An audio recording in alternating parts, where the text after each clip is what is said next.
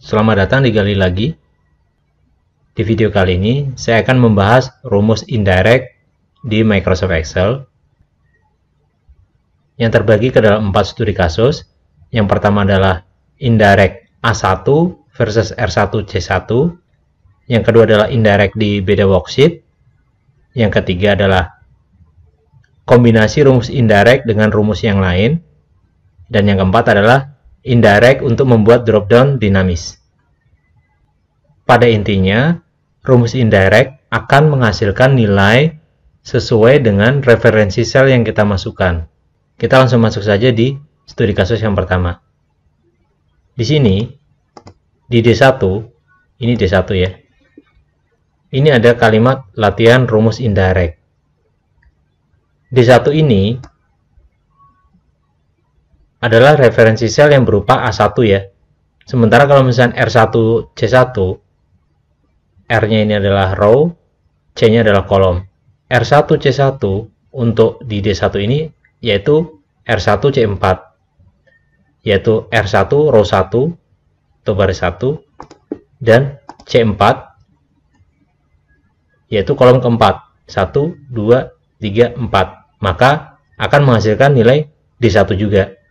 Ini yang membedakan A1 dan R1C1.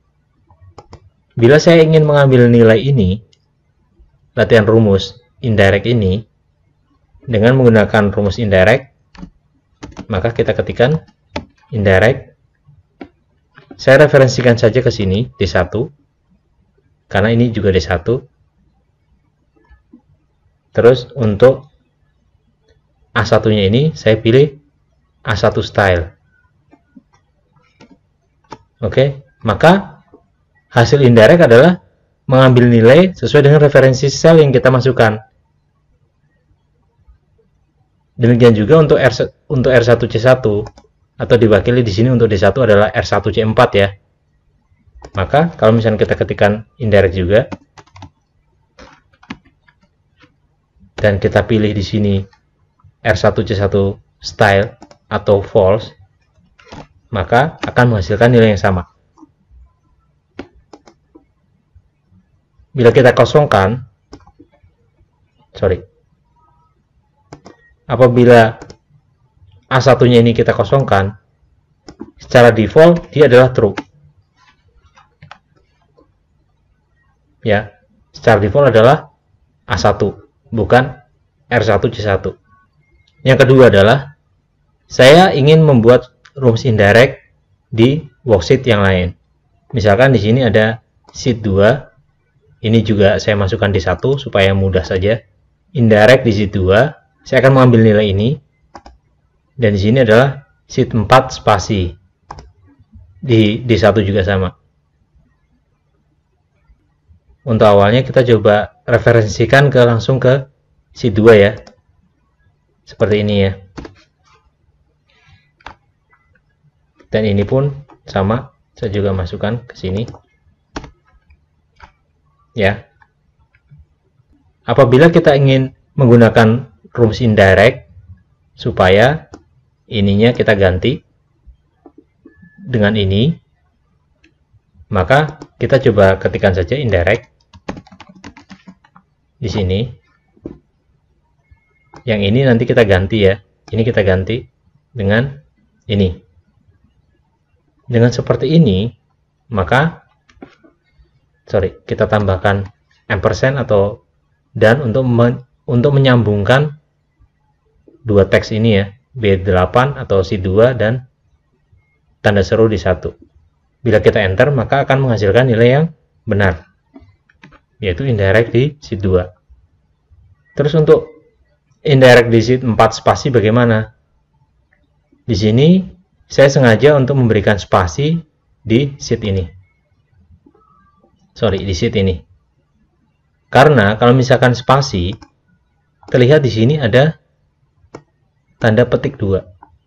Apabila kita melihat referensi sel yang ada tanda petik 2 ini, itu menandakan bahwa nama worksheet-nya itu ada spasinya. Di sini spasi. Nah, ini caranya pun sedikit berbeda. Supaya kita sambungkan menggunakan rumus indirect, kita ketikkan saja indirect.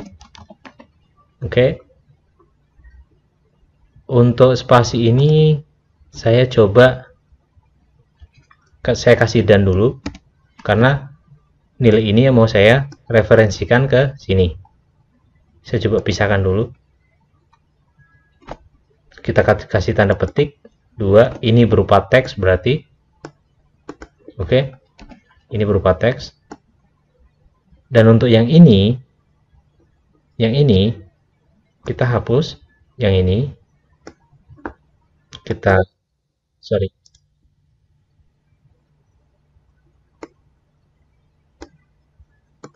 di sini kita kasih tanda petik dulu. Di sini kita kasih tanda petik untuk mengupdate tanda petik 1 ini. Karena ini berupa teks. Baru kita sambungkan dengan dan. Lalu baru kita linkkan ke sini. Seperti ini. Ini pun tanda petiknya sudah kita masukkan di antara tanda petik 2 ya. Jadi kalau misalnya seperti ini, kita coba lihat nilainya sudah benar. Oke. Studi kasus yang ketiga yaitu kombinasi rumus indirect dengan rumus yang lain. Kita bisa mengkombinasikan atau mengkolaborasikan rumus indirect dengan rumus-rumus yang lain, seperti indirect dengan VLOOKUP, indirect dengan sum if, dan lain sebagainya. Di sini cara simpelnya saya pakai rumus kombinasi antara indirect dengan sum saja ya. Karena kalau misalnya sudah paham yang lainnya pasti bisa juga kok. Saya ketikkan dulu. Yang pertama sum. Ini adalah sheet 5. Saya coba jumlahkan saja penjualan ini. Oke, ini nilainya adalah 100, 200, 300, berarti nilainya 600. 600 benar ya. Apabila saya ganti nama sheetnya ini, otomatis akan menjumlahkan nilai sesuai dengan data penjualan di sheet sesuai dengan yang sheet yang di sini.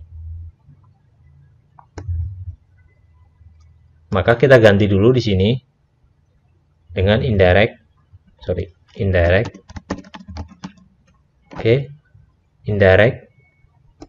Ini sheet 5 adalah ini. Jangan lupa kita pakai dan untuk menyambungkan antar teks, dan kita pakai tanda petik 2 di sini di awal dan di akhir ini untuk menyambungkan ini. Kita tekan enter. Nilainya adalah 600. Sama ya, masih sama ya.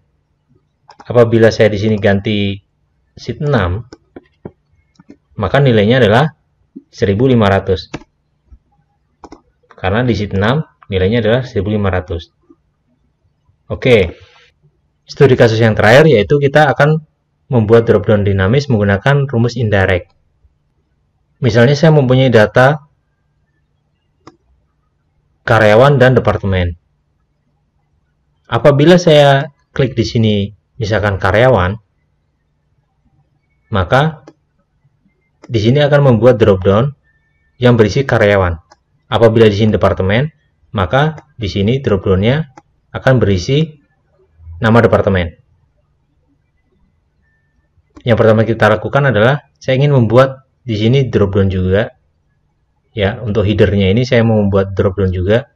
Kita klik data di menu data, terus kita pilih data validation. Klik data validation. Di sini kita pilih di setting itu kita pilih list dan source-nya kita klik, baru kita arahkan ke sini 2 saja, kita klik lagi, kita tekan OK, maka dia akan membentuk 2. Oke, karyawan dan departemen. Nah, untuk membuat dropdown di sini supaya nanti dinamis, kita akan blok ini menjadi sebuah table terlebih dahulu, yaitu kita blok, terus kita tekan Ctrl T untuk membuat table. Di sini kita jangan lupa centang my table has headers. Berikutnya, setelah kita membuat table, maka kita harus membuat name manager atas 2 kolom ini. kita blok tabel ini, kemudian di menu formulas kita pilih create from selection untuk membuat name manager ya. Kita klik di sini create names, di sini create names. Karena saya mau mengambil headernya saja, maka saya hanya centang yang top row supaya nanti membuat name manajernya adalah sesuai dengan header ini, karena di sini juga header. Oke, kita tekan OK. Kita akan coba lihat di name manajernya, maka dia akan membentuk dua di sini, departemen dan karyawan. Oke, kita sudah membuat name manager sesuai dengan ini. Maka langkah yang terakhir adalah kita coba blok di sini untuk membuat drop down-nya, dependent drop down-nya.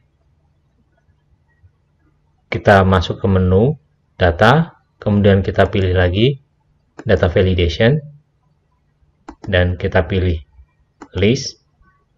Kemudian di sini jangan lupa kita masukkan sama dengan. Kita pilih untuk sama dengannya ini, kita masukkan rumus indirect. Kemudian indirectnya adalah kolom H5. Oke, kurung tutup, baru kita tekan OK. Maka otomatis drop down-nya akan terbentuk. Kita coba lihat ya. Kita coba klik saja.